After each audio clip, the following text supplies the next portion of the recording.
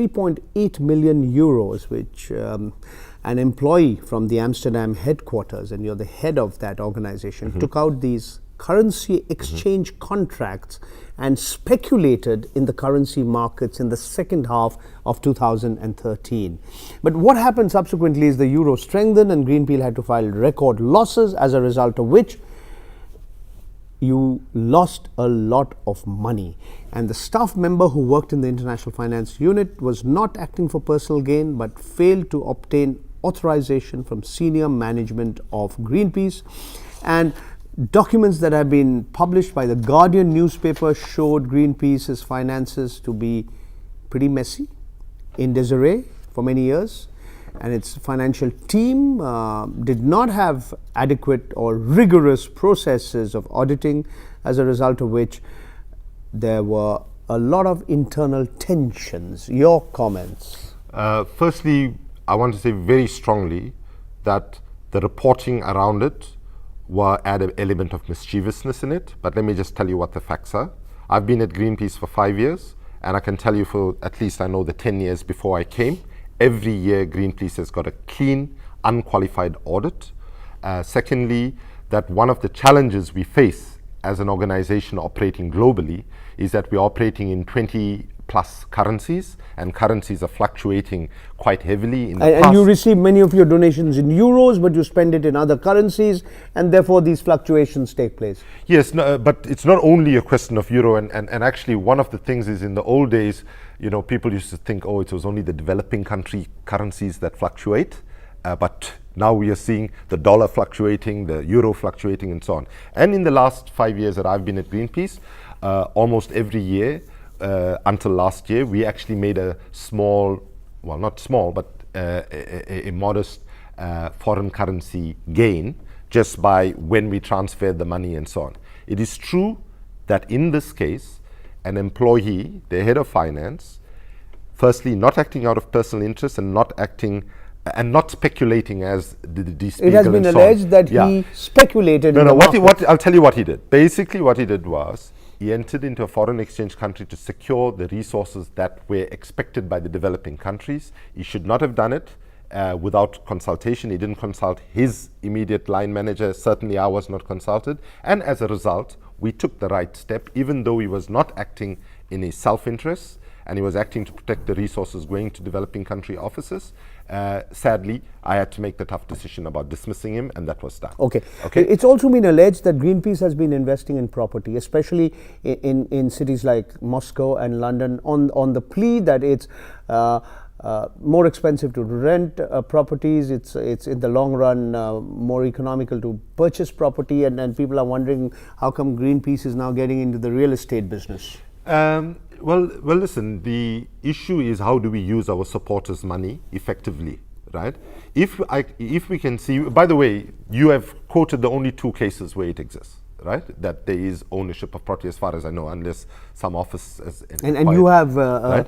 You're there in how many countries across the world? We are now in about 50 countries. 50 countries. Yeah. So you're saying in only 2 countries, in London and in Moscow, do you own property? I wouldn't put my hand on my heart on that one, because very few places. But it's outside of the norm. All right. However, in a place like London, where rents are incredibly expensive, and the question that my colleagues had to make, do we want to spend our supporters' money in perpetuity paying for high rentals, or should we try and get a good deal and secure property where in fact we're using our supporters' money better? And I would justify that decision. In Moscow, it's more complicated. It's an issue about how easy it is to operate as a non-profit organization and secure rental premises, which was what drove that decision. And both those decisions were before my time, but I stand by them.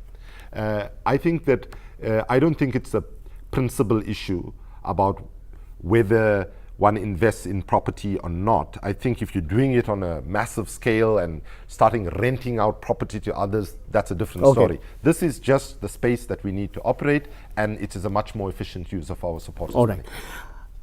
The biggest scandal concerning Greenpeace International was when The Guardian published, on the basis of papers leaked to it, how Greenpeace International's international programming director Pascal Hunting, who worked in Amsterdam, would be a frequent flyer between his home in Luxembourg, making several trips often as frequently as 2 or 3 times a month. And for €250 per round trip. They were all funded by Greenpeace. And after this controversy broke out, there were 40 staffers of Greenpeace Netherlands. They signed a letter calling for your resignation, for the resignation of Mr. Pascal Hunting. People were angry, they were wild, and he says that he was paying huge amounts of money, and it didn't really exactly show up Greenpeace in good light. Yeah, this is, by the way, again, in that overall story, there is truth and there's exaggeration. What I did when this, by the way, this was no secret. This was publicly known, the board knew, all the staff knew, and so on.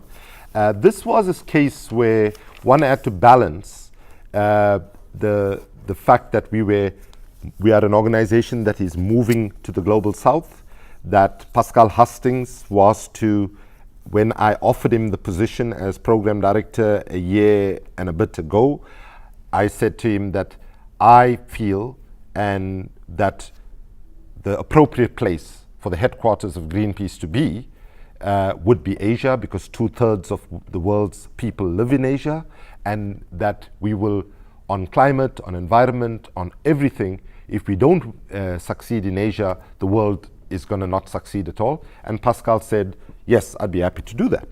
Now, we were in a process of transition. The question was, did it make sense for me to relocate him for 1 year to Amsterdam and then do a double relocation? So when this broke in the media, I brought in an independent organization called Governance and Integrity that looked at my decision making, the things that I have to balance also.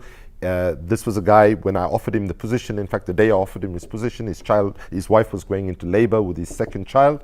I had to balance a range of considerations and whether I would burden his family with a double relocation, but the mistake I made, which I concede, that when the transition to the south was taking longer, more than a year, I should have reapplied my mind to that, which I have now done. And so you're contrite about what happened? In retrospect, obviously one never likes to make an exception to a policy, right? And but leadership does put you in situations where sometimes you have to look at what your policy says, what your value says, and what makes more sense. Okay. And I want to I want to say quite frankly that as a man in leadership, and let's face it, NGOs are just as bad overall as government and business in terms of not creating enabling conditions for women to take leadership, as well as to ensure families that can be accommodated. What about transparency in operations? Oh, that was completely transparent. That was never hidden. It was no secret. Because let me tell you, it was also presented, and this is why I said there's elements of truth and elements of mischievousness, because they made it sound as if it was a perk. Let me tell you what it included. Pascal would wake up at 4 o'clock in the morning on Tuesday morning. He was on a 6 o'clock flight to Amsterdam. He was at the office at 7:30, and he worked into the night, Tuesday, Wednesday. Thursday, he would take the 9 o'clock flight back to Amsterdam, back to his home in Brussels, in Luxembourg. And essentially, the last time he would see his kids was Monday, and the next time he would see them was Friday morning, right? And part of what I was trying to do was to find an accommodation to be responsive to the fact that people who work in NGOs are also human beings who should fulfill their family responsibilities. And men, men quite often, let's be blunt about it, men quite often get away without having to share their burden. But as you also said, you can't make exceptions in the case of one individual in an organization. Oh no, but it's not as if it was only made for him. There are other people who commute and so on. But generally, we are very modest in terms of the salaries we get paid and so on. I know Pascal, for example, if he went into the private sector, could command a 3 or 4 times salary, and I respect that. Okay. Kumi, I have to take a third and a final break in our conversation. In the fourth and the final segment, I'm going to ask you why you think the Intelligence Bureau, which is under the Ministry of Home Affairs, has apparently taken great umbrage at the activities of Greenpeace by, all that it's been supporting. It's against coal, it's against nuclear energy, and all of this is supposed to be bad for India, bad for India's GDP growth.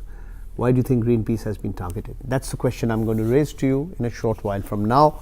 We take a break and we'll be back with you. You are watching, you're listening to Kumi Naidu, Executive Director, Greenpeace International. Stay with us.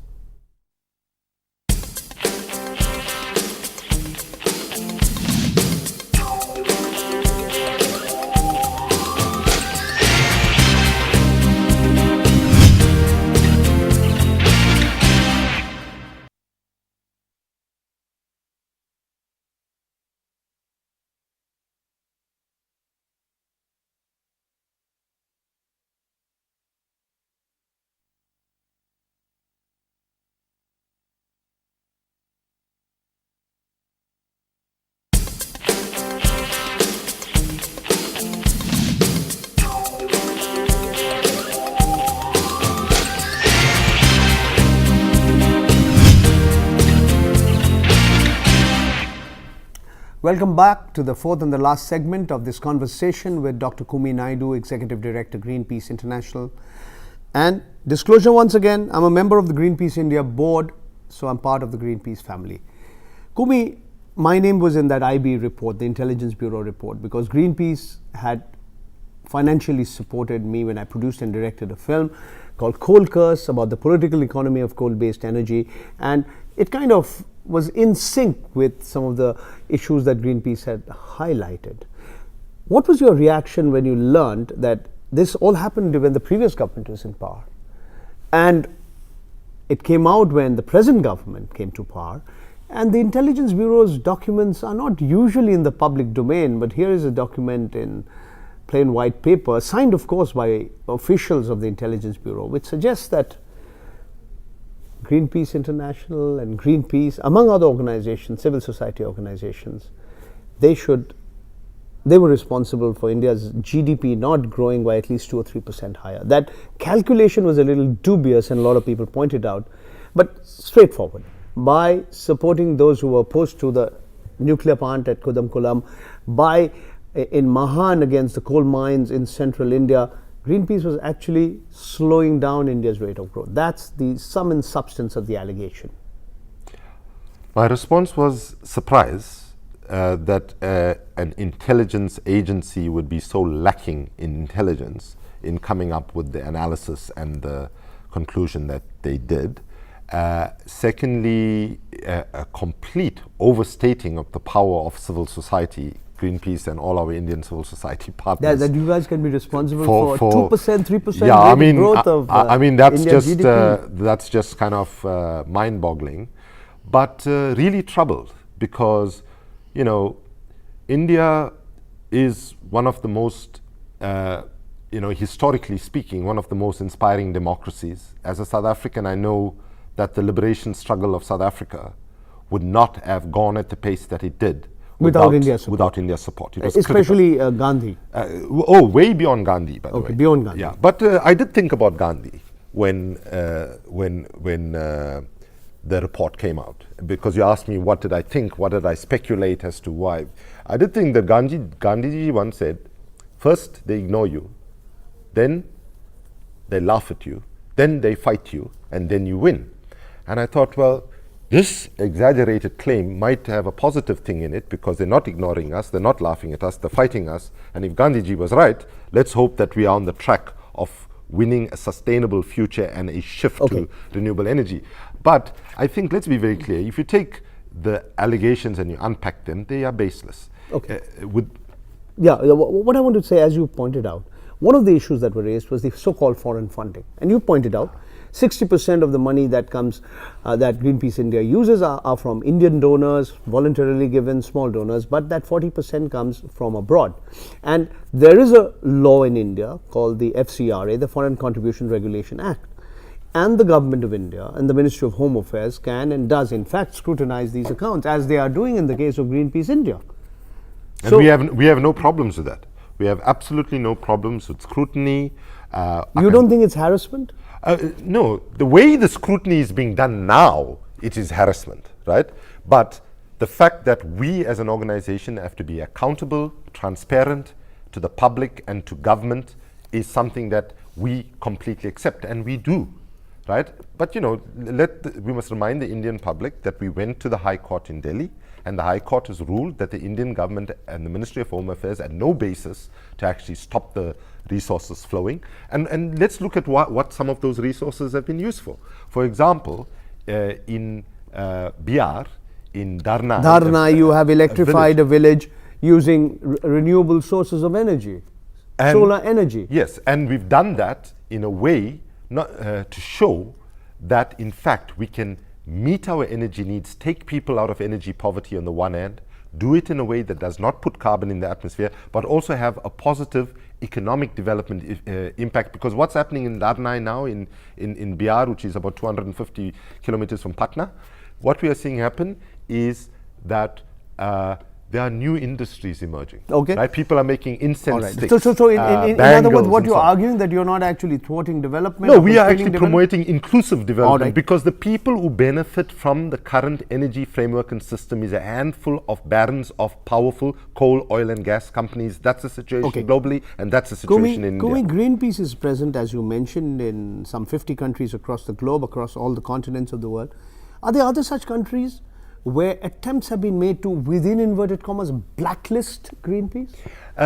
We are facing not just Greenpeace, civil society organizations, especially those that are working on climate change, are experiencing tons of repression at the moment. I mean, I was laughing when you were talking about the allegations by the coal magnate in Australia that the CIA was funding us, when in fact Edward Snowden in his release showed that in fact Greenpeace has been under surveillance by the CIA and so on.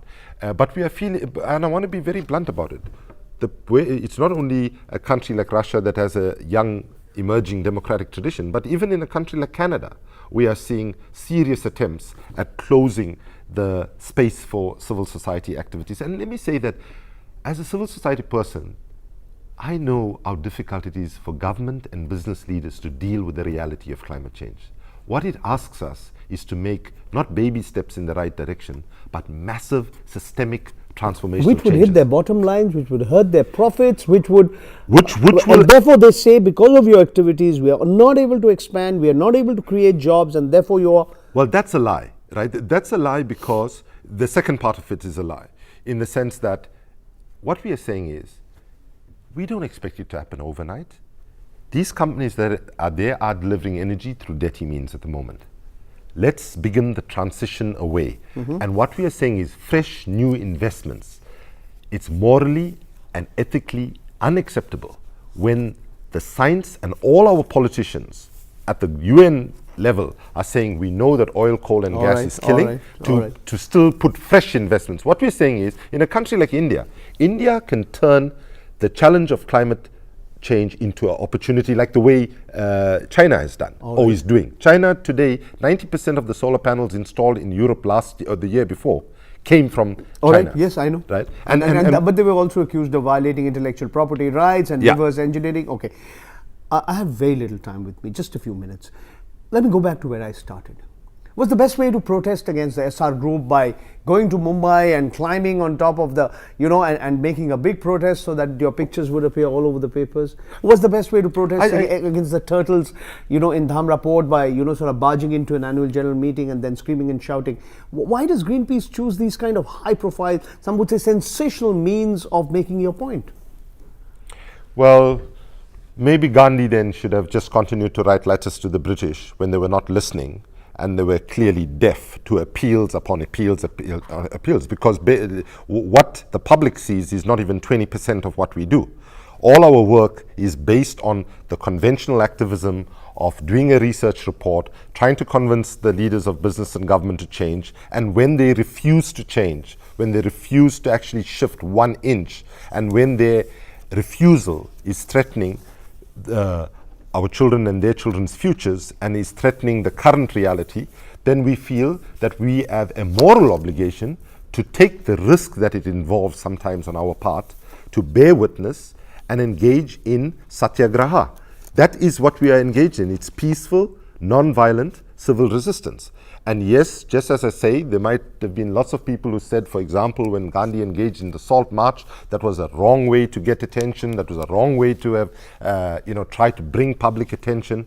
I make no apologies to the fact that we who hold views that are against the mainstream views of government and business have a real challenge to be able to get it into a media system globally, which is increasingly controlled by a very powerful corporatist clique, and we will use whatever creative means. The answer to your question, is it the best way?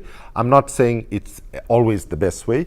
It's not the only way. That comes after a range of efforts on our part, and when we see that the cognitive dissonance on the part is so heavy, then we have to help our leaders here, and sometimes our leaders here best when they get publicly embarrassed in the media. Thank you so much. Thank you. Kumi, Thank you for for coming here having to me. the studio and giving us your time. And time alone will tell whether organizations such as yours would continue to be accused of turning the clock back, or whether countries will, and governments of countries will, listen to some of the points and some of the messages that you're seeking to impart, because you believe that's the way forward, not only for you, but your children and your grandchildren as well. Thank you once again Thank you for being having here. me. And thank you for being with us on this program.